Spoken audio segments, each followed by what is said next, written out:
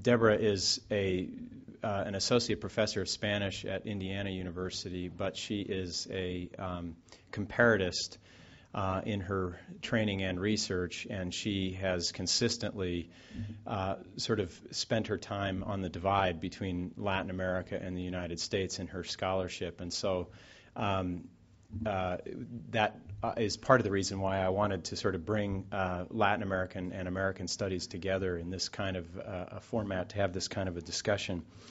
Deborah is a personal friend of mine, and so it's a personal pleasure to introduce her to you. But she's also, which probably is one of the reasons why I met her, but we have very common research interests, and we have been working together and known each other professionally for some time as well. And she's just a tremendous colleague as well as a terrific scholar. She writes very, very elegant prose. She is consistently, aggressively pursuing angles of research, both archival and interpretive work that is of very high quality.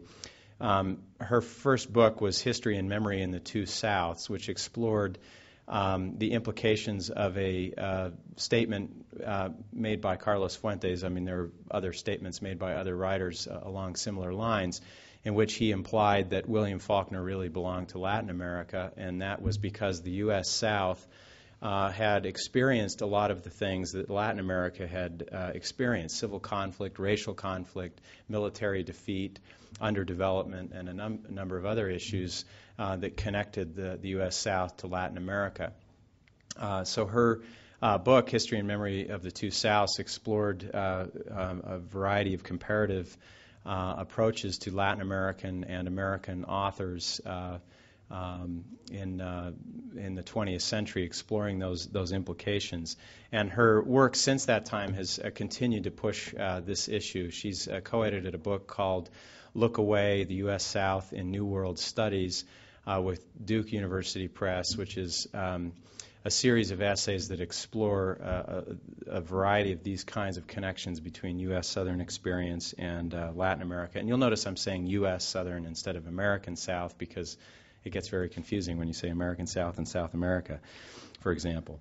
But what is most exciting is, well, not most exciting, but what is most relevant to you today is Deborah's most recent project, which is a book project entitled Creating the Boom's Reputation, the Promotion of the Boom in and by the United States, which is forthcoming with Vanderbilt University Press. And she'll be talking about that today, so I won't say anything more about that. But it's a very exciting project, I think one that will illuminate a number of issues that relate to the creation of literature in a particular national context that actually have a transnational impetus for coming into being, and which is one of the reasons why the kind of comparative approach that Deborah is doing is so important, because it allows us to see that in a way that otherwise is not possible if we study a particular literature or a particular author only within a particular national context or language context. So with that, I'll let Deborah take over. So thank you.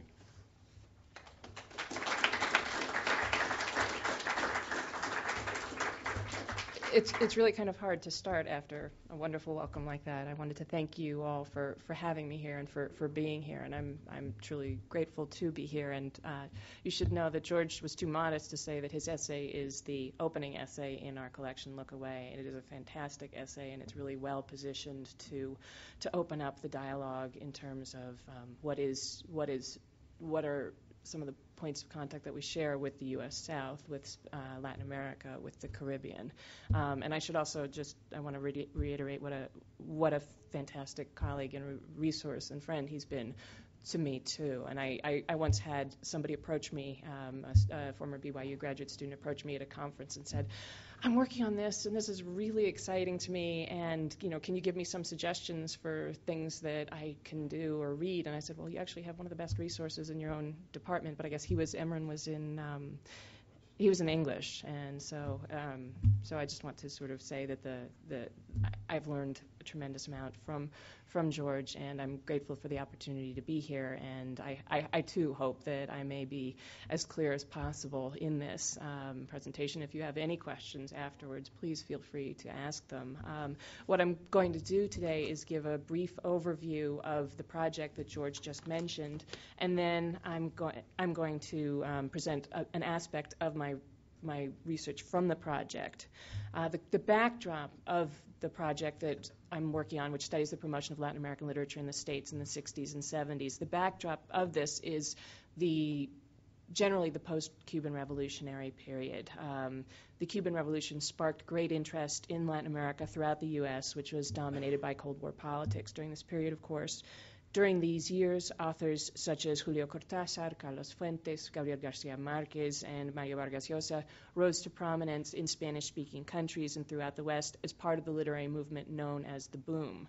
The movement was both a literary and a marketing phenomenon. It was characterized by a dramatic increase in the publication, translation, and distribution of Latin American literature, and by the rise to power of professionals such as literary agents and editors who worked closely together to maximize authors' success on the market.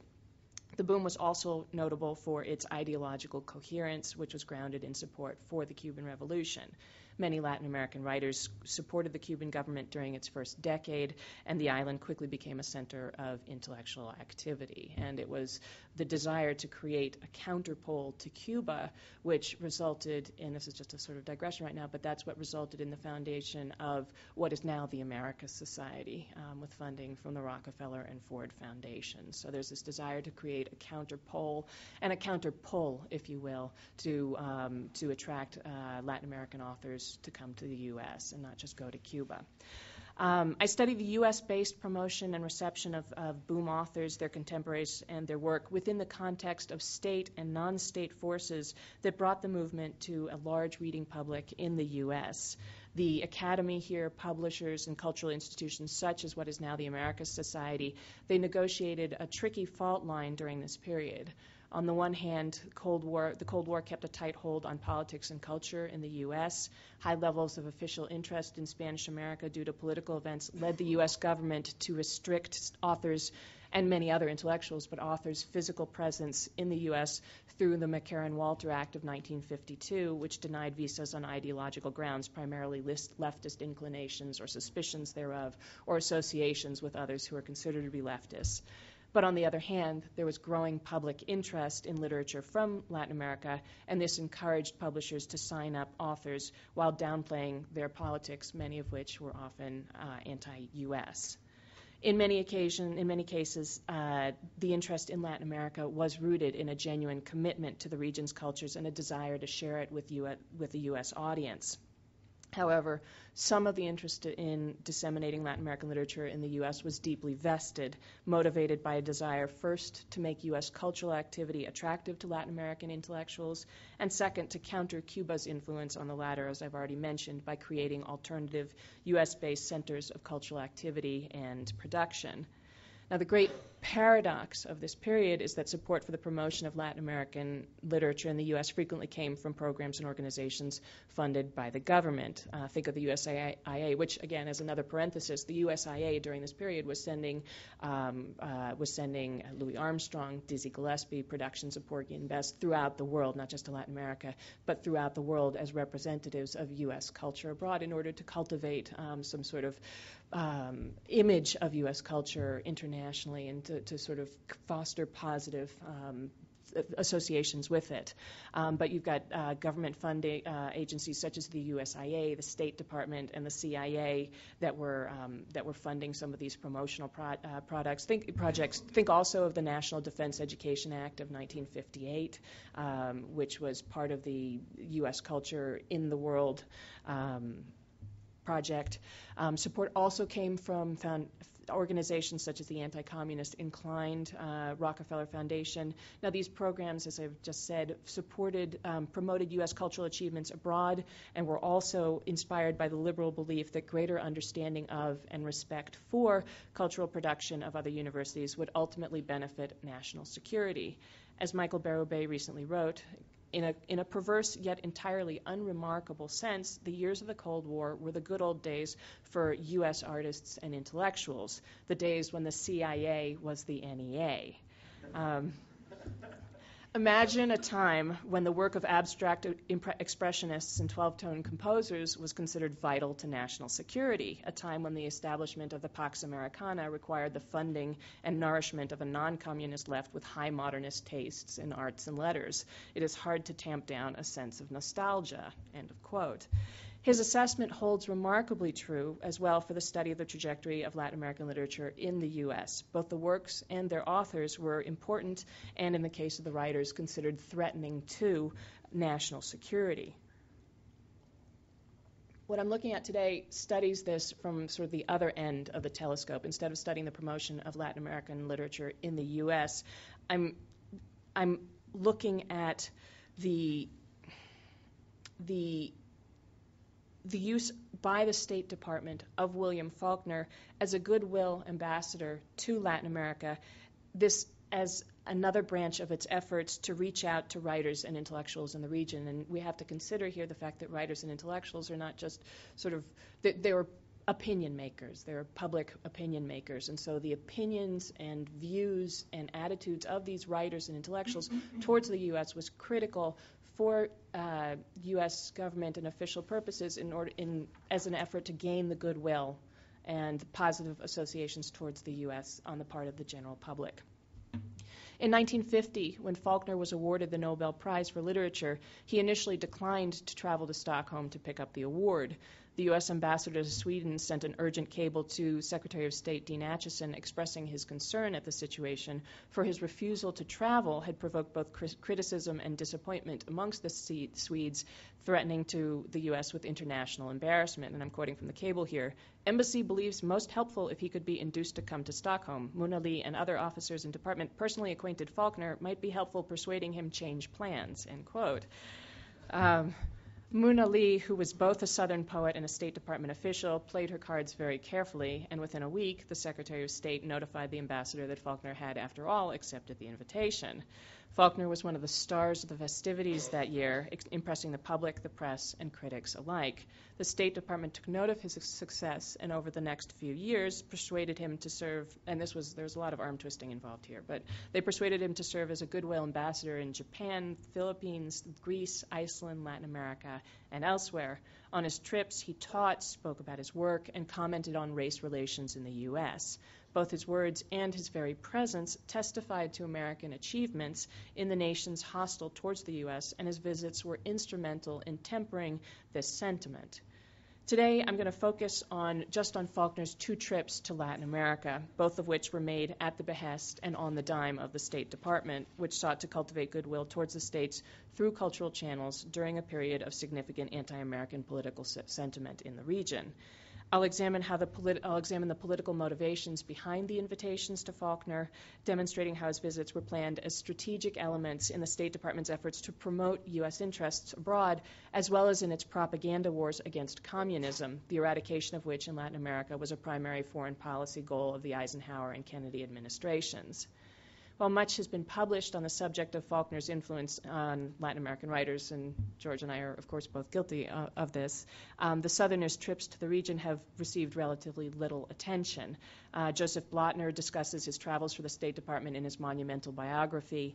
I draw on many of the same State Department archival materials as Blattner, but I've also located a number of other documents, including several United States Information Service reports on Faulkner's visits to Latin America, to which Blattner does not seem to have had access. My work further differs from that of Blattner in its situation of Faulkner's trips to Latin America within the context of official U.S. Cold War cultural politics and U.S. relations with Latin America during this period. The approach is deeply indebted to Lawrence Schwartz's groundbreaking study, Creating Faulkner's Reputation, which demonstrates how Faulkner's rise to fame in the U.S. during the 40s and 50s was directly correlated with a Cold War cultural project that promoted modernism as an instrument of anti-communism, while the realism and naturalism of the pre-war years were discredited and portrayed as tainted by an overt political orientation and ties to international communism and support of the Soviet Union.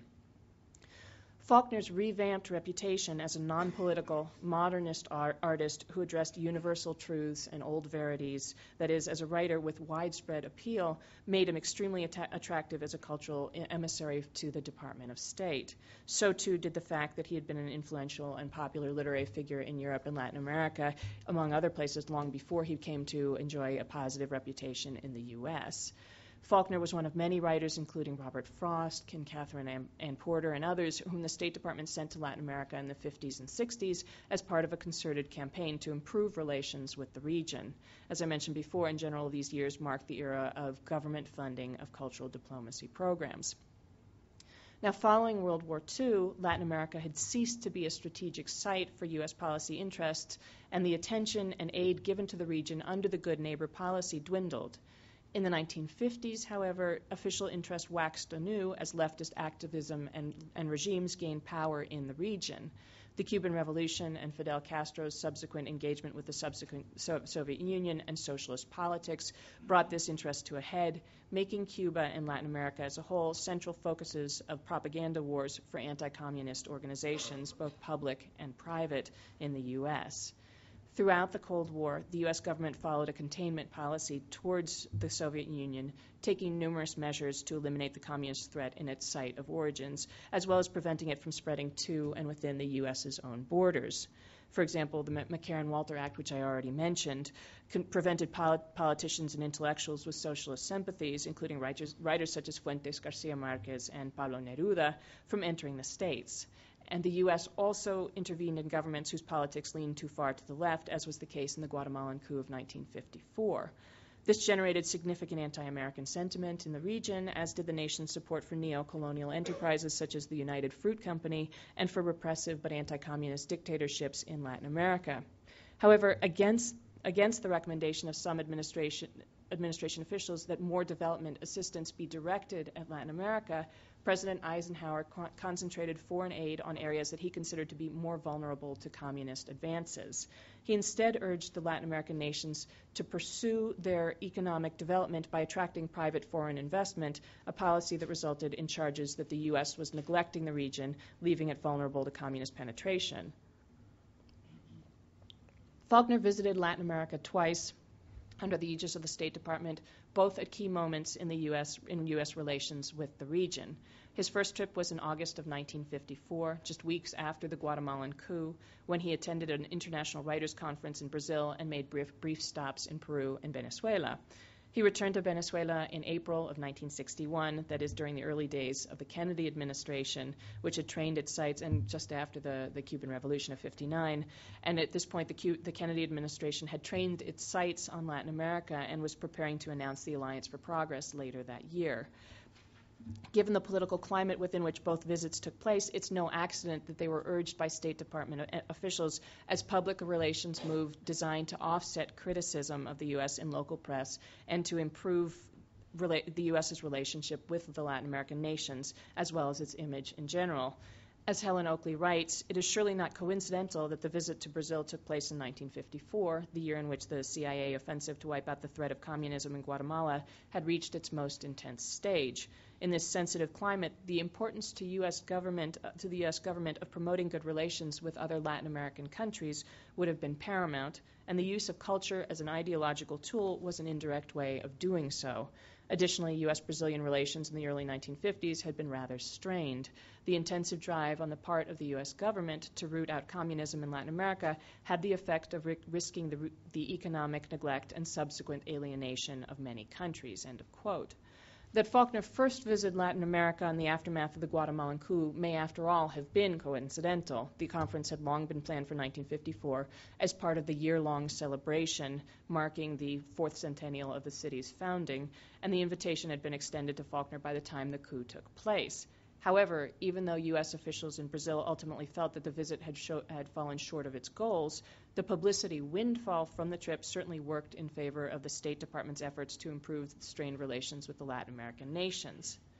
Always reluctant to travel, Faulkner was persuaded to go to Latin America the first time by Lee's appeals to his patriotism and her belief that the trips would be, quote, an important contribution to inter-American cultural relations. And so they were, for the most part. Lee wrote after his visit to Peru that here at Washington we are still a little dazed and dazzled by the extraordinary achievement of the embassy at Lima in making a complete public relations success of the brief visit of one of the world's most illustrious, most withdrawn, and least loquacious novelists, William Faulkner.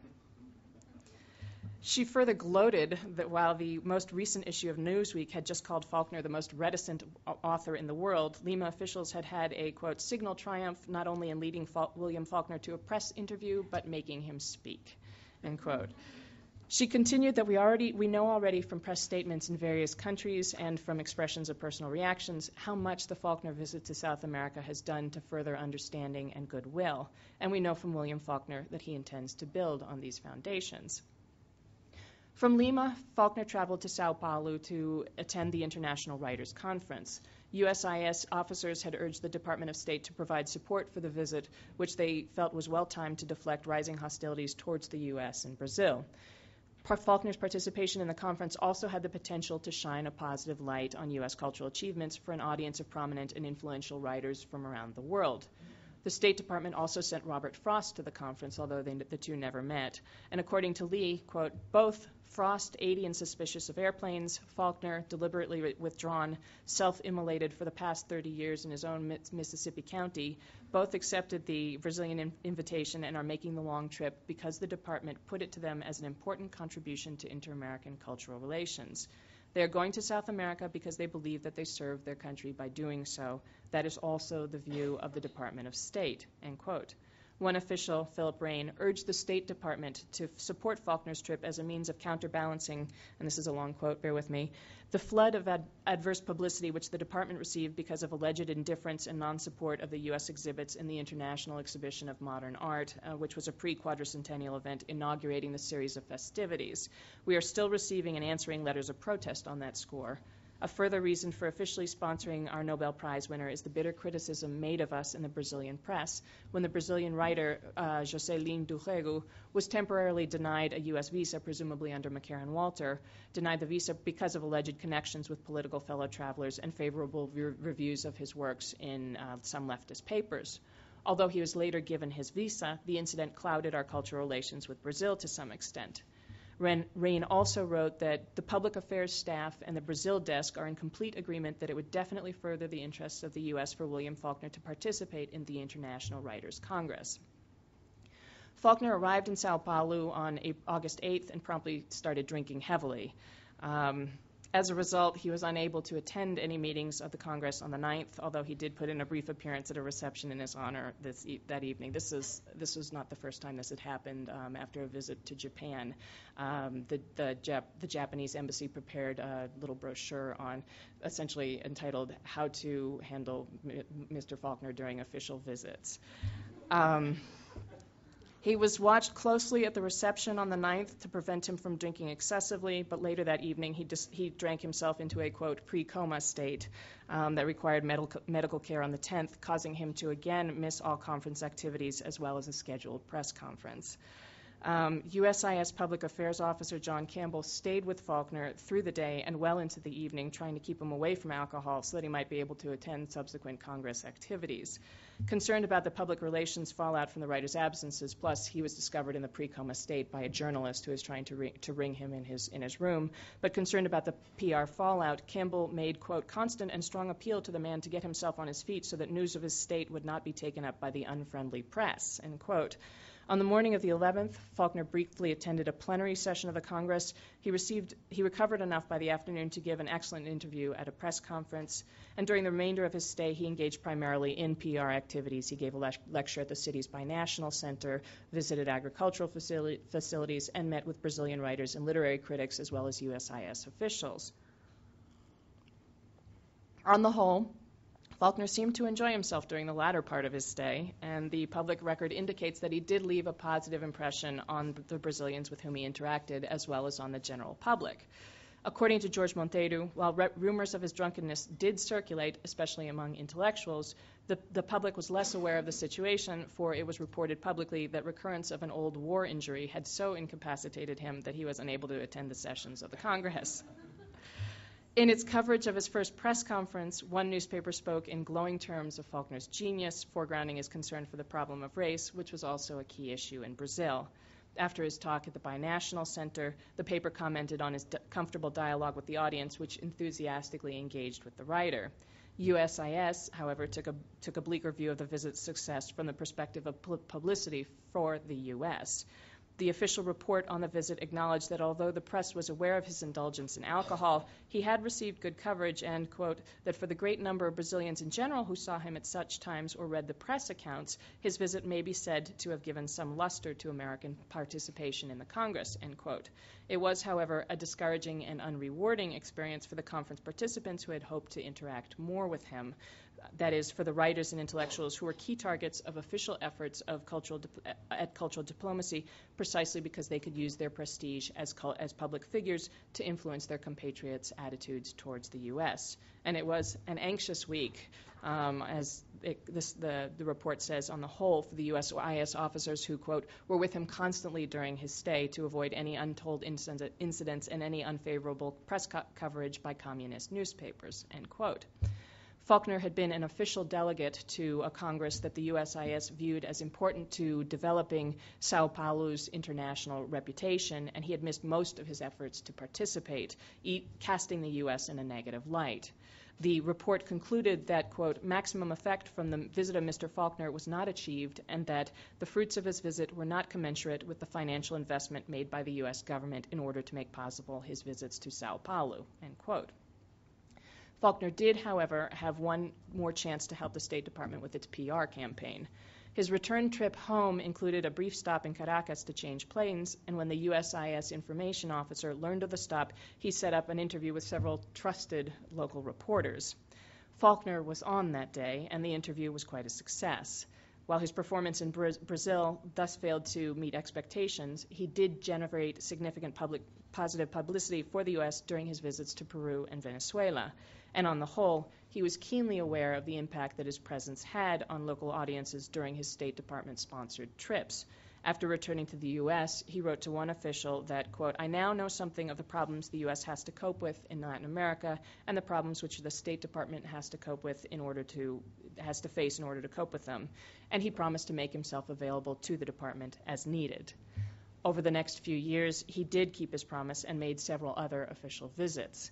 In 1960, at the State Department's suggestion, the North American Association of Venezuela invited Faulkner to the country to meet writers and educators as part of the 150th anniversary celebration of the nation's independence.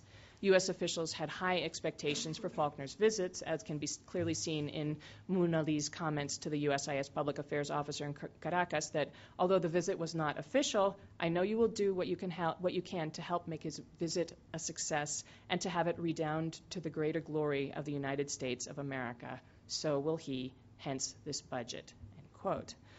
The State Department was very much in need of such greater glory at this time. In 1958, Vice President Richard Nixon's visit to Venezuela had provoked one of the first major demonstrations in Latin America of organized mass hostility towards the U.S. Prior to the visit, anti-Americanism had been on the rise in the nation. Marcos Pérez Jiménez, the dictator whom the U.S. had in 1954 decorated with the Legion of Merit for his anti-communist efforts, was ousted in January of 1958, and he was living in Miami, provoking charges that the U.S. both supported and harbored dictators.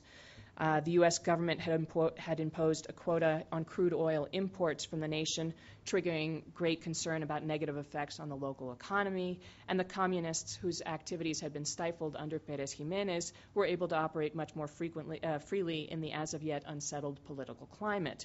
Nixon's visits to other South American nations had been met with protests and demonstrations, but crowds in Caracas went a step further and attacked his motorcade as he headed into the city. The attack on Nixon was an eye-opening experience for U.S. officials who subsequently placed greater emphasis on Latin American policy and efforts to stem anti-Americanism. Within a short period, there were encouraging results. Following the 1959 inauguration of Rómulo Betancourt, a democratic reformer, official relations with Venezuela improved. Although Betancourt had been harassed by the Eisenhower administration in the mid-1950s and had denounced the practices of foreign oil companies in Venezuela, in comparison to Castro, his leftism no longer appeared as pronounced or as much of a threat to the U.S. And he was, in fact, elected on an anti-communist platform and had refused to appoint any communists to important positions in his government. He also showed himself to be friendly to the U.S. and later to the Alliance for Progress, and he developed a powerful and influential working relationship with President Kennedy. Despite these improvements in relations between the two nations, as Stephen Rabe details, support for the Cuban Revolution was high in Venezuela. Castro made a tremendously successful visit to the nation in early 1959, and the Communist Party and Revolutionary Left were gaining in strength and increasing their insurgency throughout the 1960s, unhindered by Betancourt's severing of relations with Cuba in late 1961. Still, as one diplomat attested, U.S. officials were pleased by the, quote, Betancourt government's closer alignment with Department of State thinking regarding the communist threat from Cuba, end quote, for they viewed Venezuela as key in the struggle to protect Latin America from international communism and the Cuban menace alike. As a result, throughout his presidency, Betancourt received U.S. support in the form of military assistance, Alliance for Progress funds, and development and emergency aid, while Kennedy himself was deeply involved in efforts to defend the president and his administration. Following the Nixon visit, and throughout the 1960s, USIS undertook massive efforts to reach the Venezuelan public through television and radio programs, the placement of articles in receptive newspapers, and the publication of journals and newsletters. The agency also strove to increase knowledge about the United States and its foreign policies among Venezuelan opinion molders, and such as senators and other state officials, as well as writers, critics, professors, and students. As Alan McPherson has observed, the Nixon ordeal triggered no deep questioning of the impact of U.S. influence in Latin America. Rather, it simply revitalized the public relations approach to anti-Americanism. Motivated by a similar rationale, the North American Association of Venezuela sprang into action immediately after Nixon's visit to develop programs to foster better relations between the two nations and improve the public's understanding of the U.S. The closer coordination of the association's programs with U.S. interests was hardly coincidental. The association was headed by U.S. businessmen living in the country, and its executive director was a retired Foreign Service officer and former public affairs officer.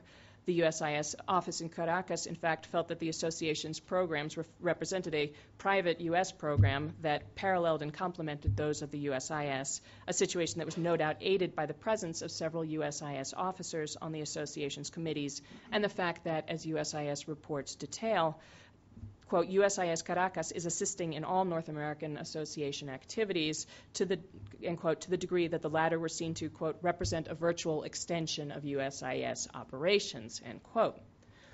Faulkner's trip to Latin America took place at a key moment in U.S. efforts to contain the Cuban threat, for leftist activism was on the rise and Betancourt had not yet broken off diplomatic relations with Cuba. The public relations approach to anti-Americanism was a driving force behind the invitation to Faulkner, which was transmitted through the State Department officer in charge of Venezuelan affairs. To convince the reluctant traveler, the president of the North American Association informed Faulkner that his work had been of great interest to President Betancourt and former President Romulo Gallegos, both of whom were also writers, and he appealed to Faulkner's previous work for the department, stating that, quote, I know how generously you have always given your time and the energy to advance abroad the cultural reputation of the United States, end quote. He also asserted that, quote, from the standpoint of Venezuelan-American relations, a visit by you would be most helpful to the purpose of the association and a positive contribution to better cultural understanding, end quote. Urged by Moon Ali, who renewed his passport and got him a Venezuelan visa, Faulkner eventually accepted the invitation, although he noted that, quote, he had hoped that the new Kennedy administration by that time would have produced a foreign policy, then amateurs like me, reluctant ones, would not need to be rushed to the front, end quote. Faulkner was in Venezuela from the 2nd through the 18th of April of 1961. The Southerner had been identified by Venezuelan writers, students, and the press as the U.S. writer that they most desired to honor. And his trip offered the USIS a unique opportunity for outreach to the general public and the nation's opinion molders alike. Activities were planned by a reception committee that included one of the president's staff members, prominent writers, critics, and journalists, and the embassy's cultural affairs officer. Former President Gallegos and Senator and writer Arturo Uslar Pietri also assisted with the planning. During his stay, Faulkner met with Betancourt and Gallegos several times, as well as with other leading writers. His first official duty was a press conference on April 3rd. There were reporters present representing the entire spectrum of political parties, some of whom had come prepared to embarrass the author with their questions on U.S. problems and politics. Both Blattner and the USIS report to the Department of State on the visit concur that Faulkner was able to deflect the hostile attacks, and when one reporter misrepresented his remarks the next day, the author issued a public rebuttal.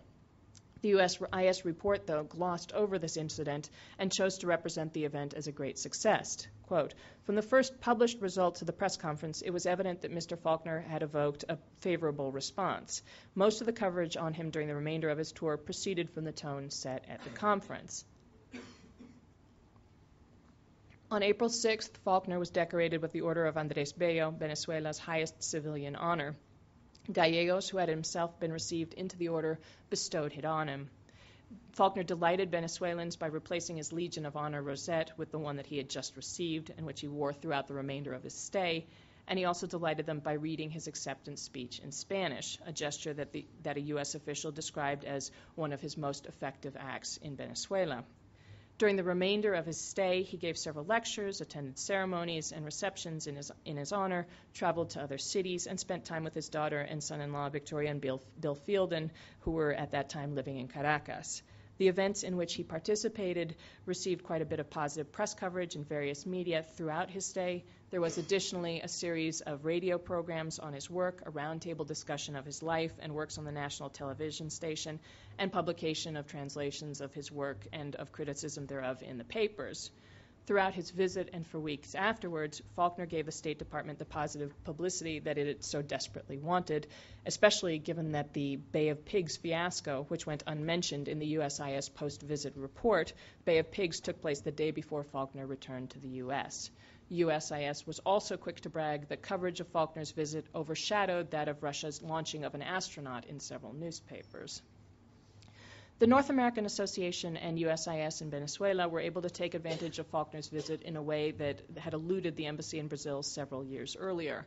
Faulkner gave his talks, answered questions from the public and journalists, and was reported to have charmed almost everyone that he met, including President Betancourt, who asked the writer to extend his visit and offered him the use of his own airplane so that he could travel throughout the country.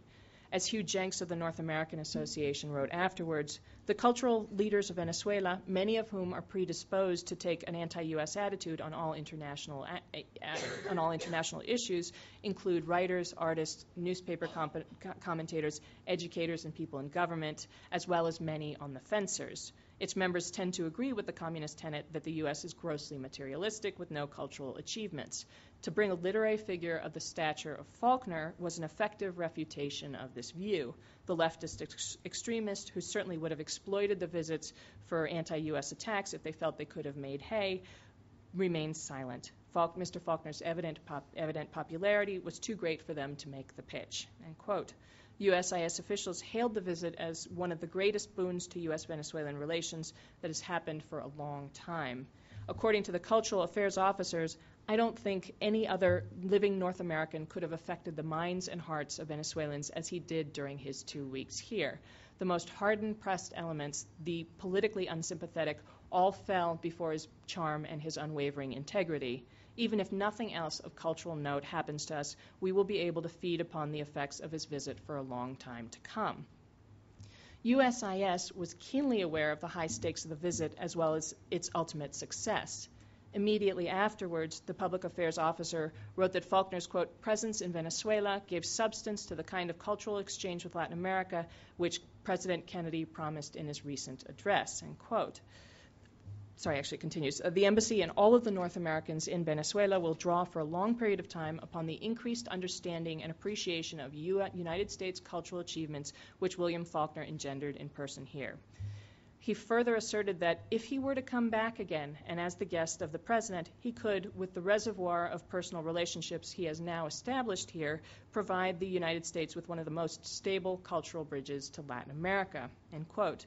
In its evaluation of the effectiveness of its activities during 1961, the USIS office reiterated this claim, stating that, quote, Mr. Faulkner materially extended the cultural relations of the United States with Venezuela. USIS mobilized to achieve the greatest possible propaganda mileage from the visit, and through Mr. Faulkner increased the cultural status of the United States, end quote. Overall, Faulkner's visits helped to ease tensions in relations between Latin America and the U.S. by bringing tremendous positive publicity to the U.S. and its accomplishments. He was warmly welcomed by intellectuals who, though often anti-American, were receptive to his work and had themselves been influenced by him.